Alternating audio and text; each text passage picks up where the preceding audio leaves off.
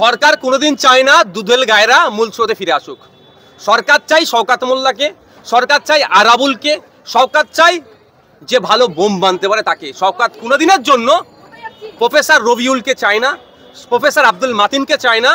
সরকার কোনোদিনের জন্য শিক্ষিত মুসলিম হয়ে উঠুক চায় না। সরকার চায় না একজন মুসলিম প্রশ্ন করুক, সরকার চায় না একজন দলিত প্রশ্ন করুক, সরকার চায় না একজন আদিবাসী এটা বলুক যে ওই আপনার আমাদের সাথে এসে নৃত্য একটা পরিবেশন করে দিয়ে চলে গেলে হবে না, এসটি কোটায় কেন অন্য নন এসটিরা চাকরি পাচ্ছে এই কথা তুলুক। এটা সরকার কোনোদিন চায় না। শব্দ খরচ করার ক্ষমতা আছে।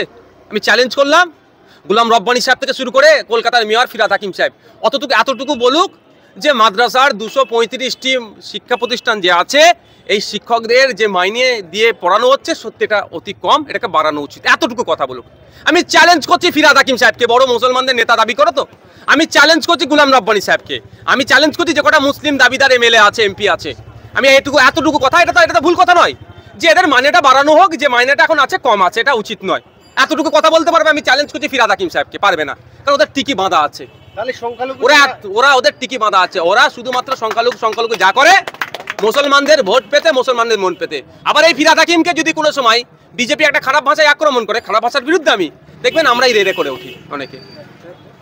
তাহলে সংখ্যালঘু এমএলএ মন্ত্রী যারা কিছু কাজের নয়। ওই জন্য আমি বারবার কথা বলি, আমি বারবার একটা কথা বলি, বলে না যে এবারে 40টা মুসলমান বিধায়ক কেন হলো, আগেবারে 63টা ছিল, তার আগে 73টা ছিল। আমি বলি এই মুসলমান বিধায়ক দিয়ে মুসলমানদের কিছু লাভ হবে না। পশ্চিমবাংলার বিধানসভা 18টা আদিবাসী সমাজের বিধায়ক আছে। দুর্ভাগ্য একবারের জন্য বলিষ্ঠ কণ্ঠে নওশাদ সিদ্দিকী ছাড়া কাউকে বলতে শুনলাম না কেন আদিবাসী কোটায় নন আদিবাসীরা চাকরি করছে। পশ্চিমবাংলার বিধানসভাতে 63টা মতো দলিতদের বিধায়ক আছে, সংরক্ষিত সিট থেকে যাচ্ছে এসসি কোটাতে।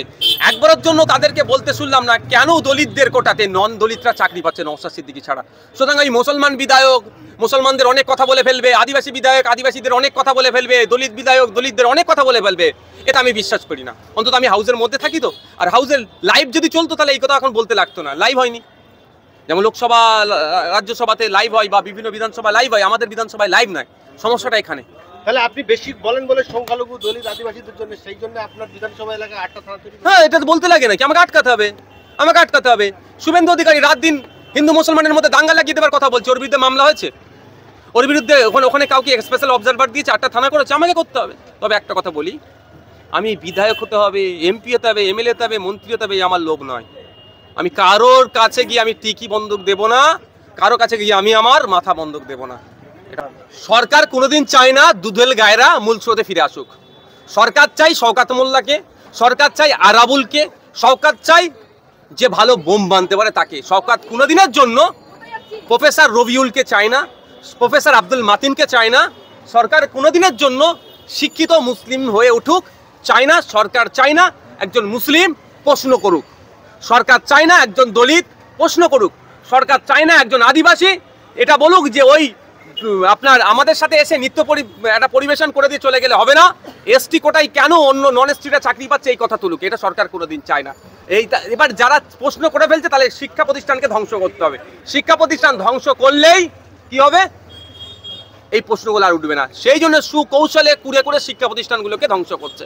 এখন ধরেছি যেখানে মাইনরিটিরা আছে, আমি দায়িত্ব নিয়ে বলছি, যেখানে আদিবাসী সমাজের মানুষ বেশি থাকে, যেখানে দলিতরা বেশি থাকে, যেখানে রাজবংশীরা বেশি থাকে, যেখানে কুর্মীরা বেশি থাকে, যেখানে মুসলমানরা বেশি থাকে, খোঁজ নিয়ে দেখুন শিক্ষা প্রতিষ্ঠানের বেহাল দশা।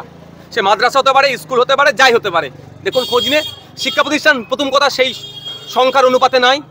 দ্বিতীয় হচ্ছে আপনার শিক্ষা প্রতিষ্ঠান থাকলেও ছাত্র শিক্ষক রেশিও মেনটেন হয় না। তৃতীয় যে সমস্ত ইকুইপমেন্টের প্রয়োজন আছে, সায়েন্স থেকে শুরু করে কম্পিউটার থেকে শুরু করে অত্যাধুনিক বা আধুনিকভাবে পাঠ্যদানের জন্য যে ইকুইপমেন্টের প্রয়োজন আছে সেগুলো নীল। আরে কম্পোজিট গ্রান্ট পর্যন্ত তাদের দেয় না।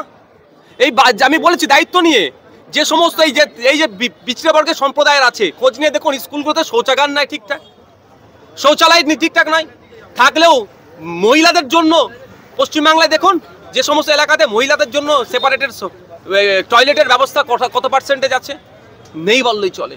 তো এইগুলো হচ্ছে সুকৌশলে। আজকে আমরা যেখানে এসে উপস্থিত হয়েছি, আনএডেড টিচারদের আনএডেড শিক্ষা প্রতিষ্ঠান পশ্চিমবাংলায় 235টি আছে। 2021 সালের আগে থেকে এই দীর্ঘদিন ধরে আন্দোলন হয়ে আসছে। 2021 সালে মাননীয় মুখ্যমন্ত্রী মহাশয়া তিনি একটা ভোট প্রচারে গিয়ে মুর্শিদাবাদের বিভিন্ন জায়গায় বলেছেন, মুর্শিদাবাদে তো মুসলিম ভোটটা সব থেকে বেশি, মুসলিম ভোটটা নিতে হবে, বিভিন্ন জায়গায় বলেছেন এই আনএডেড শিক্ষা প্রতিষ্ঠানগুলোকে এডেড করে দেবো।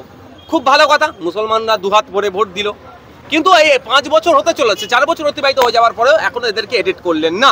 শুধু তাই নয়, এইখানে যে বাচ্চাগুলো পড়াশোনা করে 1 লক্ষের আশেপাশে বাচ্চা আছে কম বেশি, যে বাচ্চারা পড়াশোনা করে মিড ডে মিল পায় না, স্কুল ব্যাগ পায় না, জুতো পায় না, কন্যাশ্রী রূপশ্রীর যে সমস্ত ফ্যাসিলিটিসগুলো আছে একটাও কিছু এরা পায় না। তাহলে বুঝতে পারছেন, আবার এই মুখ্যমন্ত্রী হাউসের মধ্যে বলেছিলেন যে উনি খুব চিন্তিত, খারজি মাদ্রাসার ছেলেমেয়েরা নাকি মেন স্ট্রিমে নাই, ওদেরকে মেন স্ট্রিমে আনার জন্য ওদের একটা হাই লেভেলের একটা কমিটি গঠন করে এইগুলো কম্পিউটার দেওয়া হবে, আপনার কি বলে খেলাধুলার জন্য উৎসাহী করাবে, হ্যান করাবে, তা না হবে, অনেক গল্প শুনিয়েছিলেন। খারজি মাদ্রাসার ছেলে মেয়ে প্রায় 10 লক্ষর কাছাকাছি আমাদের রাজ্যে আছে, 10 লক্ষকে দেবে, আর এখানে 235টি শিক্ষা প্রতিষ্ঠানে যে বাচ্চাগুলো আছে তাদের জন্য একবারও ভাবছেন না সরকার। মানে হচ্ছে শুধুমাত্র ভোকাল টনিক দেওয়া, এই সেই ডবল চাকরির গল্প যেমন শোনানো ছিল সেই চাকরির শুনানি হচ্ছে।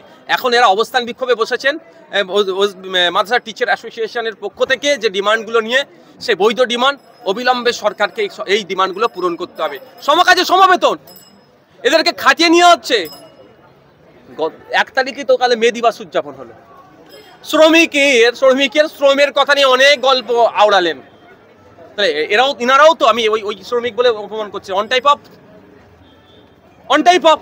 তাহলে ইনাদের যে মেহনত করছেন, যে শ্রম দিচ্ছেন, সে মূল্যায়ন হচ্ছে কোথায়?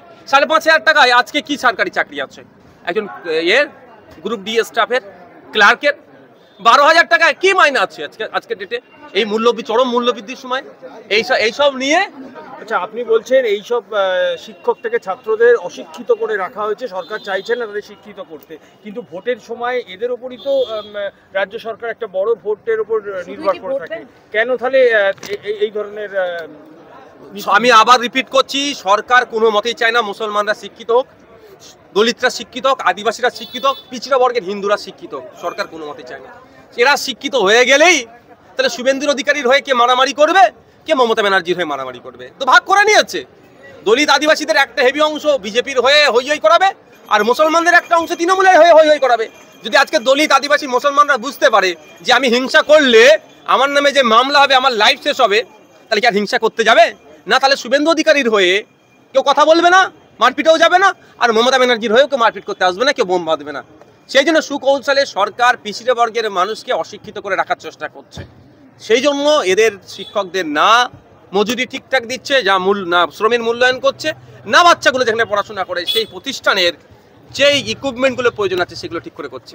আচ্ছা, এরা লড়াই আন্দোলনের মধ্যে দিয়ে দাবিটা সরকারের থেকে নিতে চায়, কিন্তু সেভাবে এখনো পর্যন্ত এদের আন্দোলন দানা বাঁধেনি। সেক্ষেত্রে কি আদালতের দ্বারস্থ হওয়া উচিত, নাকি শুধু রাস্তায় বসে থাকলে? আমি দুটো আদালতের বলেছি, আজকে আইনের বিশেষজ্ঞ যারা আছে তাদের সাথে কথা বলে হকের জন্য লড়াই হবে, এবং মাঠে ময়দানে লড়াই হবে। মাঠে ময়দানে লড়াইটা হচ্ছে বেশি ইফেক্টিভ হবে। হ্যাঁ, গণতান্ত্রিক প্রক্রিয়ায় শান্তিপূর্ণভাবে লাগাতার আন্দোলন চালিয়ে যেতে হবে। আপনি যে বলেন দানা বাঁধেনি, বিন্দু বিন্দুতেই সিন্ধু পরিণত হয়। আজকে এটা দেখেছেন, আজকে স্টেজে নওশাদ সিদ্দিকীকে দেখেছেন, আগামী দিনে স্টেজে বাংলার অলিতে গলিতে যারা বিভিন্ন সামাজিক আন্দোলন, রাজনৈতিকভাবে যারা অন্যায়ের বিরুদ্ধে কথা বলে, আমি আপনাকে কথা দিয়ে যাচ্ছি, স্টেজে আমি হাজির করবো তাদেরকে। আচ্ছা,